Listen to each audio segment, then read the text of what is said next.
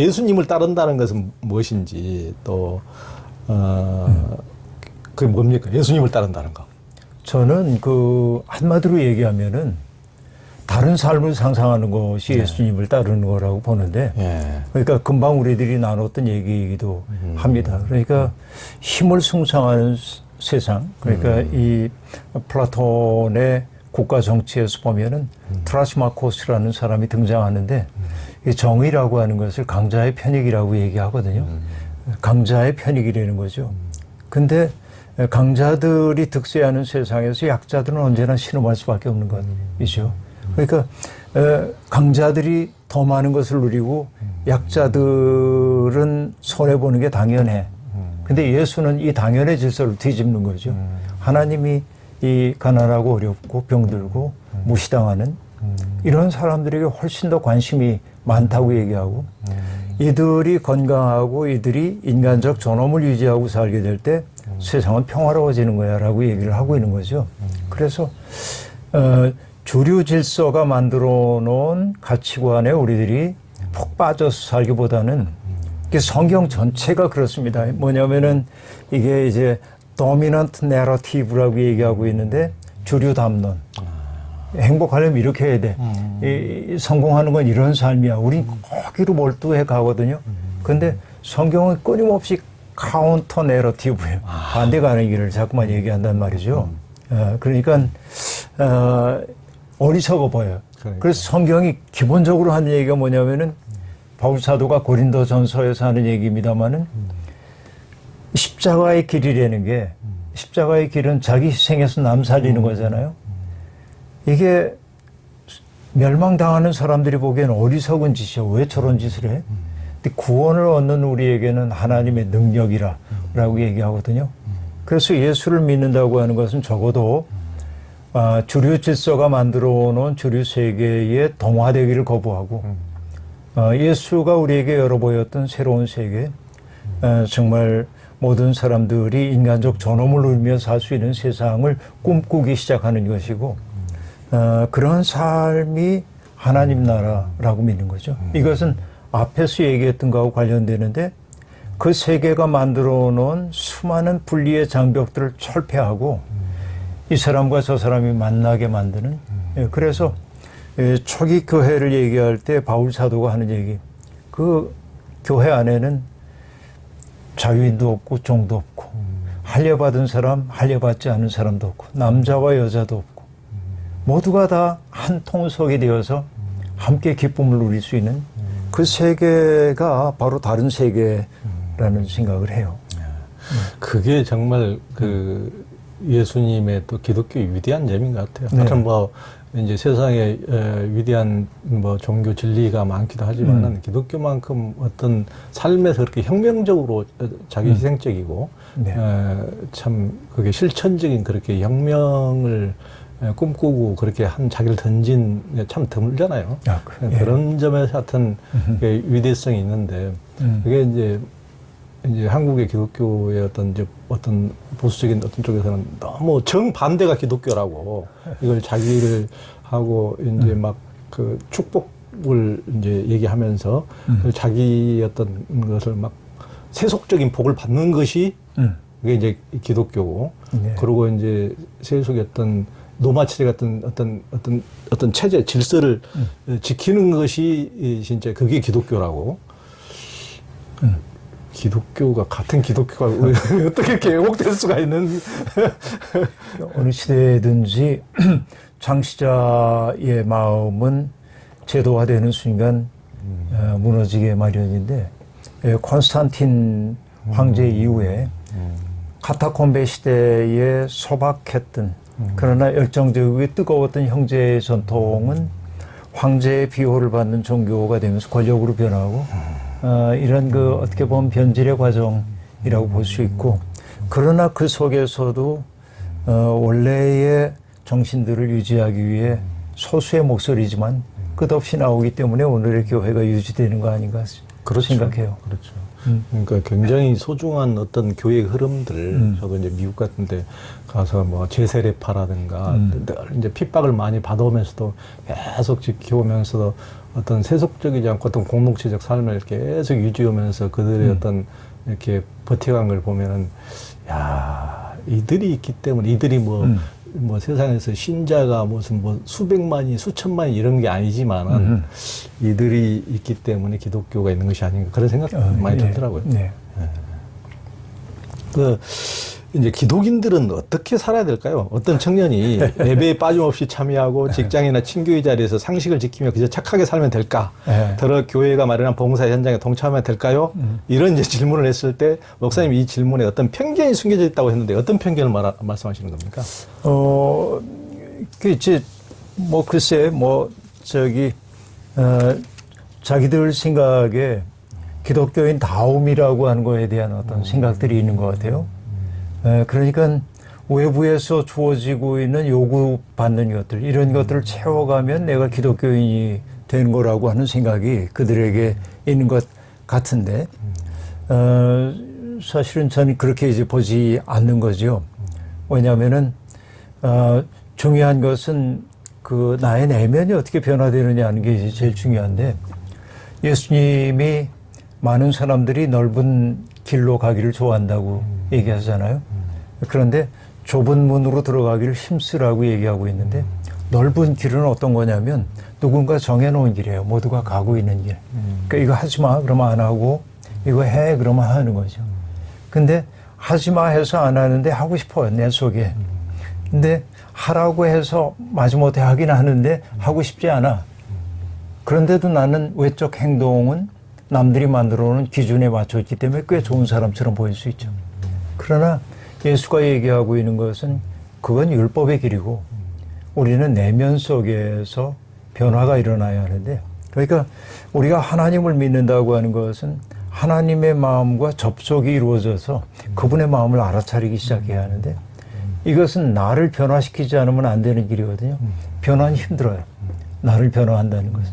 그렇기 때문에 많은 사람들이 외적 권위에 의지해서 내가 꽤 괜찮은 사람처럼 되고 싶은 마음이 있는데, 그러니까 그런 질문을 하고 있는 젊은이들의 마음속에는 그것을 꼭 해야 합니까? 이게 교회의 전통이 우리에게 그런 삶을 요구하고 있는데 하고 싶지 않다라고 하는 마음이 있는 거고, 왜냐하면은 자기의 욕망을 따르고 싶은 마음도 있고, 그러나 또 한편으로는 뭐냐면 그렇게 안 살면은 혼날 것 같고 벌 받을 것 같고, 그 두려움에 족쇄에 채워져 있는 부분들이죠. 그래서 저는 얘기하고 싶어요. 그 마음 그렇게 흔들리면은 저 족쇄를 좀 집어치워라. 클르고 그 탕자가 아버지 집 떠났던 것처럼 좀 떠나고 방황도 좀 해보고, 그러면서 자기의 바닥을 보면 거기에서 새로운 사고를 시작하면 좋지 않겠나, 뭐 이런 생각을 이제 하는데요. 세상이 만들어놓은 질서 그 속에서 사유하려니까 젊은이들이 너무 힘들어요.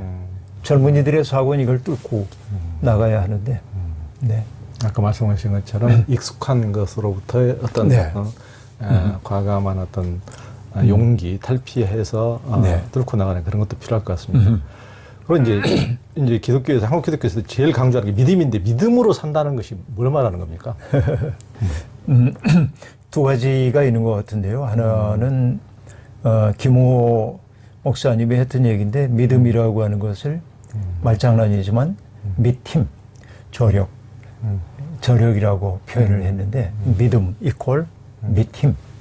믿힘. 밑에 있는 힘. 밑에 힘이죠. 그러니까 이제 믿음이라고 하는 것을 이제 배로 얘기하면은 벨라스트라고 하는 게 있잖아요. 그 바닥짐이라고 얘기하는데, 그러니까 이게 이제 그 헐수선이라고 그러죠. 이제 배가 뒤집히지 않기 위해 일정한 만큼 무게 중심이 아래로 가야 하는데, 그래서 내가 화물을 싣고 갈 때는 무게 중심 아래로 내려가지만 화물을 풀어놓고 올 때는 올라갈 수 있잖아요. 그 물을 채워서 그걸 바닥짐 밸라스트라고 얘기하는데, 우리의 삶 속에서 믿음이라고 하는 건 밸라스트 구실을 하는 것 같아요. 그러니까 웬만한 경우에 흔들리지 않는 거죠. 바람이 불어도 흔들리지 않는 뿌리 깊은 나무가 그런 것처럼. 그래서 기본적인 믿음이라고 하는 건 하나님에 대한 신뢰. 나의 삶의 주인은 하나님이셔. 그리고 하나님이 나와 함께하고 계셔 믿는다라고 하는 것, 그리고 부활을 믿는다고 하는 것은 나는 패배할지 몰라도 그분은 패배하지 않아. 그러니까 난 패배해도 괜찮아. 이게 용기이거든요. 이게 기본적인 믿음이라고 얘기할 수 있겠고, 그 속에서 믿음 생활이라고 하는 것은 나의 그 든든함을 가지고 하나님의 꿈을 이루기 위해 나를 던지는 것. 그래서 아브라함 저서 헤셀이라는 사람이 하나님을 믿는다는 걸 이렇게 표현하거든요. 하나님을 믿는다는 것은 하나님의 꿈을 나의 꿈으로 삼고 그 꿈을 이루기 위해 해산의 수고를 다하는 것이다 라고 얘기하죠. 그러니까 내 속에 생겨난 그분의 꿈, 이것을 내 삶을 통해 채워가는 과정, 이런 것들이 믿음이고, 그렇게 되면은 개인적인 욕망을 충족하기 위한 게 믿음이 아니라 하나님의 꿈을 이루기 위한 삶이기 때문에 나는 더 큰 생명 속에 포섭된 존재로서의 든든함이 있겠죠. 추상적일 수 있지만 그게 믿음의 보람이라고 생각해요. 그러니까요. 그러니까 기독교인들이 고백하는 것은 이 온 천지 우주를 창조하신 이제 하나님이라고 고백하시니까 그 정도로 대단하신 분을 조그만 구멍가게 전빵 주로 전부 다 내 소원, 내 집에 맞아요. 요구를 다 들어주는 전빵 주로 전부 다 이렇게 격화시키는 이게 아니고 하나님 언제나 내 편을 들어줘야 된다는 늘 그런 생각은, 그것은 기독교적입니까? 인간의 어떻게 보면 연약한 인간의 당연한 바람이겠죠. 하나님이 내 편 들어주신다고 믿기 때문에 기도도 하고 있는 거고. 그건 어떻게 보면은 당연한 일이고, 그러나 그 신앙에만 머물러 있어서는 안 된다. 오히려 성숙한 신앙이라고 하는 것은 하나님이 내 편이 되어주시기를 바랐는데, 나중에 하나님의 마음을 알아차리고 나서 내가 하나님 편이 되기를 바라는 것이 성숙한 믿음이라고 얘기를 해야겠죠. 네. 그러니까 하나님의 마음을 헤아려주지 않고 오직 내 마음만. 아니면 뭐 이 자식 저 자식 싸우면은 부모님 마음을 이제 속상하고 정말 아무도 죽어서는 안 되는 자식들인데, 그럼요. 다 온 우주를 다 창조한 그 큰 입장에서는. 근데 막 계속 내 편만 들으려고 저놈 죽여달라고 그러면은 참 그게 참 안타까운 일이겠죠. 이게 어떤 것이 참 종교인가? 같은 신을 믿고 한 풀에서 나온 유대교, 기독교, 이슬람교가 각자 자기야말로 참 종교라고 다투는 상황에서 목사님은 이제 현자 나탄에서 이제 참 종교 구별법이 있다고 했는데 어떤 얘기입니까? 뭐 명확한 구별인 게 아니고 이제 현자 나탄이라고 하는 책에서 보면은 이제 레싱이라는 사람의 희곡이에요. 여기 보면 뭐 이슬람, 또 유대교, 기독교, 소위 성서 종교라고 얘기하는 각자의 그 텍스트들이 있잖아요. 이 셋이 공존하고 있는 시대를 배경으로 하고 있는데 셋이 각자가 참이라고 얘기하잖아요. 그렇죠. 그래서 그 속에 이제 한 우화 같은 게 들어가 있는 건데, 한 아버지에게 반지가 있는데 이 반지를 가지면은 지혜롭고 현명하고 평화를 만들어내고 이제 그런 반지인데, 세상 떠날 날이 되니까 아들들이 다 기대를 하는 거예요. 그 반지가 자기에게나 오지 않을까 하는 생각을. 아버지는 하나밖에 없는 반지인데 세 아들에게 골고루 줄 수도 없고 실망시킬 수도 없고, 그래서 장인을 시켜가지고 똑같은 반지를 2개를 더 만들어 오도록 하고 아들들에게 하나씩을 다 줘요. 근데 아들들은 자기만 받은 줄 알아. 이게. 그런데 결국 이제 나중에 알게 돼. 반지가 3개라는 사실을. 그래서 누군가에게 와가지고 어느 반지가 참인지를 좀 밝혀달라는 거예요. 그때 그가 한 말이 뭐냐면은, 당신들이 사는 모습을 보면 알 수 있겠다고. 정말 사람들을 온유하게 대하고 평화롭게 대하고 지혜롭고 명철하고, 이제 그래서 사람들을 정말 아껴주는 사람의 삶이 나타난다면 그 반지가 진짜일 거라고 말하는데, 그러니까 세상에는 참을 주장하는 종교들이 너무 많아요. 모두가 다 자기가 참이라고 얘기해요. 자기가 참이라고 얘기하는 순간 다른 것은 거짓이라고 말하는 것이죠. 근데 우리가 그렇게 얘기해도 될까 하는 생각을 하는데, 우리가 경쟁해야 될 게 있다고 한다면 자기가 참임을 삶으로 입증하는 수밖에 없겠다. 그러니까. 생각.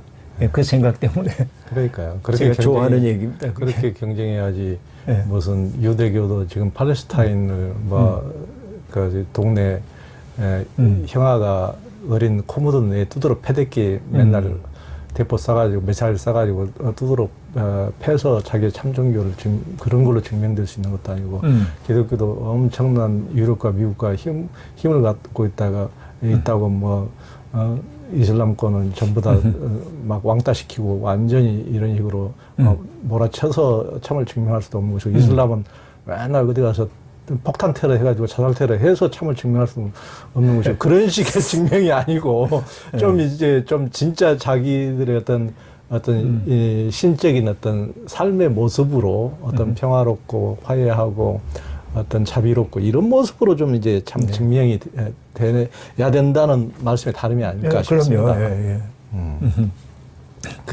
또 이제 김기성 목사님은 청파교회를 미스바 카페 같은 그런 교회로 만들고 싶다고 그랬어요. 어떤 교회를 미스바 카페는 어떤 교회입니까? 우리나라에서 꽤 유명해진 사람인데 레베카 솔릿이라고 하는 분 미국의 작가인데 그분의 책 가운데 이 폐허를 응시하라라고 하는 책이 있는데 재난의 현장 속에서 일어났던 다양한 모습들을 보여줘요. 그런데 그 가운데 하나가 1900년대 초에 샌프란시스코 지진이 일어났을 때 이 얘기를 들려주는데 그냥 미용사였던 어떤 아주머니가 퉁퉁하기도 하고 이제 그런 분인데 흔들리는 걸 느낀 거죠. 그래서 이제 나가서 공원으로 가보니까 너무나 많은 참담한 일들이 벌어진 걸 보고 자기도 어려움을 겪었지만은 어려운 사람들을 돕고 싶은 거예요. 근데 이 문제를 전체적으로 해결할 능력은 없지만은 어려운 사람들 그저 밥 한 끼라도 해줄 수 있으면 하고 천막을 치고 이제 뭔가 구제하는 일을 하기 시작을 했는데 그런데 처음에 이제 그분이 자기 천막을 유머러스하게 공전 호텔 팰리스 호텔인지 모르겠습니다. 공전 호텔이라고 이렇게 적어놓고 사람들을 유머러스하게 맞아들이기 시작했는데 소방관들 외지에서 온 소방관들이 와서 그걸 보면서 감동을 받는 거죠. 그래서 거기를 미스바 카페라고 이름을 붙여주고 그래서 이제 그런 역할을 했는데 세상에 보면은 지진이나 해일이나 이런 것 때문에 재난을 겪는 사람들도 있지만은 지금은 정신적인 공황 때문에 어려움을 겪는 이들이 너무 많은 것 같아요. 세상에. 그래서 그냥 그런 이들이 이곳에 들어왔다가 유머 감각을 회복하고 인간적인 따스함을 내가 홀로가 아니구나, 고립됐지 않았구나. 그래, 인생은 참 힘들긴 하지만은 그래도 다시 시작할 수 있어. 이런 마음을 느낄 수 있는 곳이면 참 좋겠다는 생각인데 이 얘기와 아울러서 제가 매우 좋아하는 얘기가 하나 있습니다. 베네딕토라고 하는 성인은 유럽의 서양의 스토온 운동을 시작한 분인데 로마의 귀족이었던 그가 귀족 생활에 환멸을 느끼고 로마에서 조금 떨어진 소비아코라고 하는 곳에 가서 절벽에 있는 동굴 속에 들어가서 2년 동안 기도 생활을 하거든요. 근데 거기 어떤 사람이 들어와 기도하는 걸 알고 어떤 수도사가 매일 먹을 거를 바구니에 달아가지고 이렇게 내려줬어요. 동굴로. 그래서 2년을 견뎠는데 나중에 이제 이분의 기도 생활이 깊어진 걸 알고 수도사들이 우리를 좀 지도해 달라고 그래서 몬테카시노라고 하는 곳을 이동해요. 이탈리아의 딱 중심부에 있는 곳인데 스토온 운동이 시작인데 비어졌죠. 여기 굴이. 근데 이제 한 전설이 있어요. 어느 날 어떤 여인이 정신이 온전치 못해가지고 그냥 바람만 불면 막 돌아다니는 거예요. 그러니까 형편없죠. 모든 게. 근데 고치려고 애를 써봤지만 안 나아요. 이 여인이. 근데 어느 날 이 여인이 우연히 베네딕토가 기도하던 동굴에 들어와서 하룻밤을 묵어요. 그리고 그 다음날부터 정신이 온전해졌대. 이게 묘한 느낌을 줍니다. 왜 그랬을까요? 모르죠.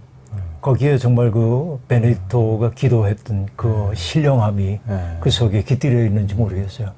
그래서 그건 뭐라고 이성적으로 설명할 수 없지만 이야기니까 그 이야기가 갖는 힘이 있거든요. 그래서 세상에 지쳤던 사람들이 이 교회에 와서 아 그래 인생은 살만하지 이런 느낌을 받을 수 있다면 얼마나 좋을까. 그것이 이제 미스바 카페. 예. 아마 청파교회도 사람들이 그런 느낌을 받으니까 이렇게 이제 많이 비대면도 많이 모이지만 요즘에 특히 이제 코로나 시대에 이제 김 목사님 그 온라인 설교들을 하고 요즘에 그 엄청나게 이게 이제 많이 오신다는데 보통 얼마나 이렇게 접속하시죠? 잘 모르겠어요. 실시간으로 하는 분들 뭐 몇천 명인 것 같고, 그러니까. 또 하루 만에 뭐 한 8천 명 이상, 한 줄 지나 10,000명 좀 넘고. 와. 네. 그러니까 이제 출석은 다른 교회 하면서도 이제 설교는 김기성 목사님 설교를 들으신다는 분들이 많으신데 제가 보기에는 설교를 들으면 헌금도 청파교회 해야 되지 않을까. 자본주의 욕망과 경쟁 시스템의 극복에 대해서도 그 우리 김기성 목사님이 늘 자주 말씀해 주시는데요. 자본주의에서도 한국은 가장 경쟁적인 사회로 이제 손꼽히는데요. 경쟁이 우리 수준을 이제 한껏 높이는 데도 기여를 했겠지만은 이제 목사님은 경쟁이 가져다주는 문제가 뭐라고 보십니까? 어쨌든 뭐 경쟁이 좋은 점도 있죠. 누군 자극이 되니까. 누군가와 더불어 성과를 내기 위해서 경쟁해야 하는 게 어떻게 보면은 이제 자본주의가 작동되는 방식이라고도 얘기할 수 있겠는데 문제는 뭐냐면은 경쟁을 내면화하는 순간에 모든 게 다 경쟁의 상황으로 협력해야 할 때에도 경쟁을 하게 되고 릴렉스 해야 될 때도 그렇지 못하고 늘 긴장 속에 살게 되고 한다는 거죠. 어떤 분이 두 가지의 삶의 방식을 얘기하더라고요. 하나는 사다리 오르기로서의 삶. 이게 경쟁 세상인 거죠. 내가 위로 올라가기 위해서는 위에 올라간 사람들 잡아 끌어내려야 할 때도 있고 누가 내 뒤에 쫓아오면은 밟기도 하고 그러면서 위로 올라가는데 올라갔다고 해도 불안하죠. 누군가 와서 내 자리를 대신 차지할 것 같고. 근데 경쟁을 내면화하고 사는 삶의 불행은 늘 불안 속에 있을 수밖에 없다고 하는 것이죠. 그것이 이제 만들어내고 있는 것이 내적 평안 같은 것도 빼앗게 만들고 세상을 아주 냉혹한 장소로 그렇게 바꿔나가는 거라고 얘기할 수 있겠는데요. 그러니까 또 다른 하나의 방식이 있다고 얘기를 합니다.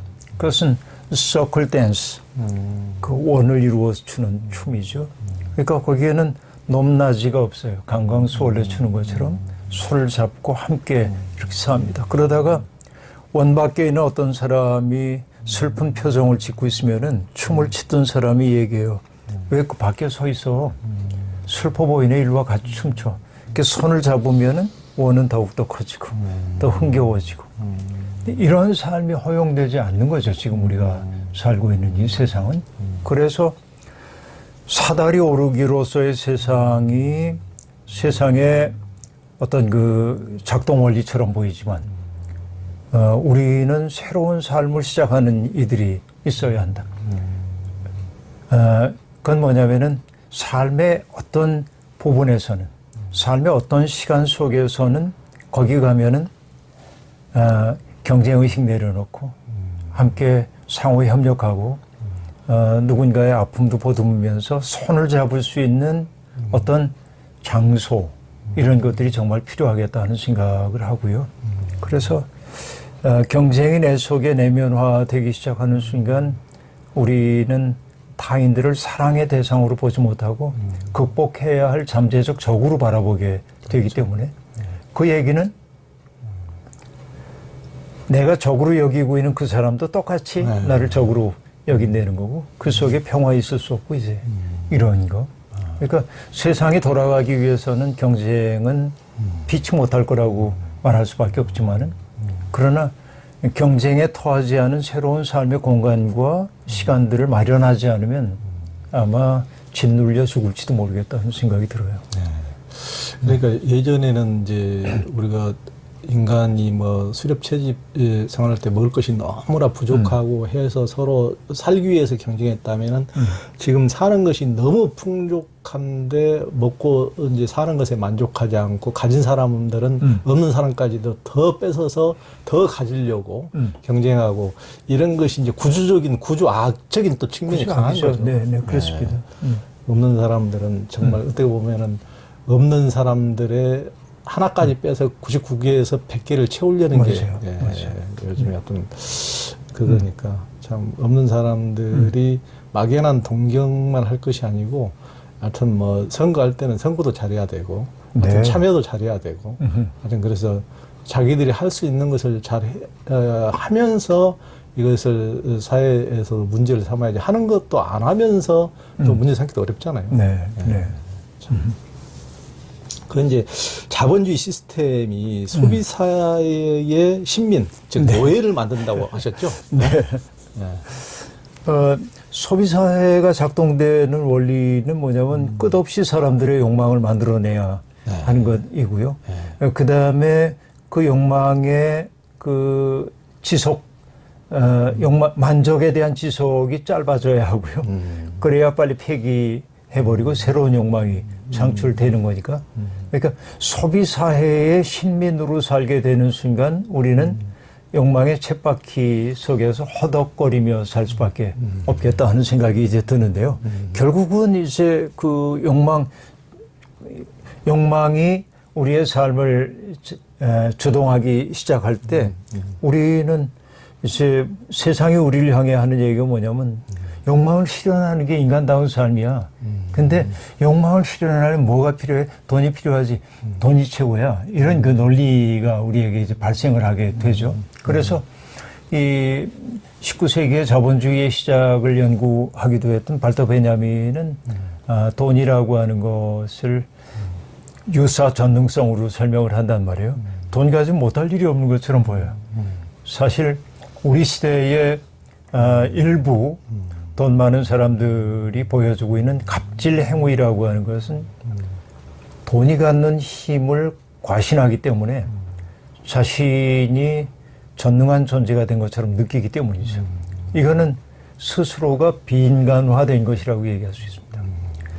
돈이 주고 있는 그 힘에 그렇게 매달리게 되는 순간 사람들은 스스로가 비인간화돼요. 남을 또 비인간화시키기도 하는 거죠. 불행입니다. 도스토옙스키는 시베리아 유형 경험을 담았던 죽음의 집의 기록이라고 하는 책에서 돈을 뭐라고 말하냐면 주저된 자유. 그러니까 돈이 있으면 자유롭죠. 그러니까 뭐든지 돈으로 해결할 수 있어요. 돈 있으면 다 행해 준대. 편리해요.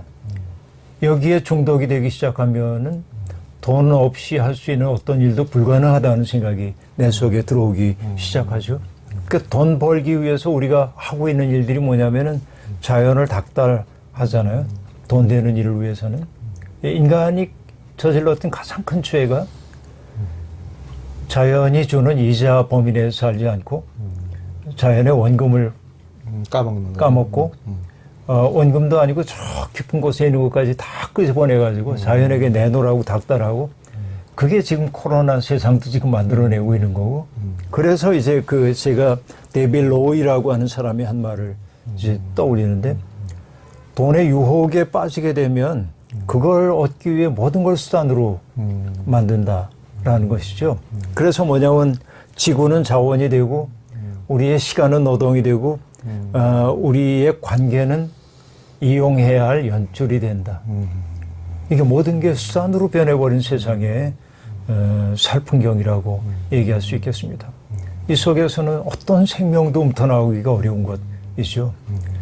돈 없어도 된다는 얘기는 절대로 아니고 그러나 그게 내 삶의 주도권을 지도록 허용하는 일은 우리가 좀 막아야 되지 않나 하는 생각.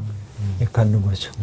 그러니까 우리가 자연의 원금을 이제 까먹으셨다고 그러는데 그게 이제 성경에서 자연을 정복하라 이것을 좀 목사님 오해한다고 또 말씀하죠. 왜? 예.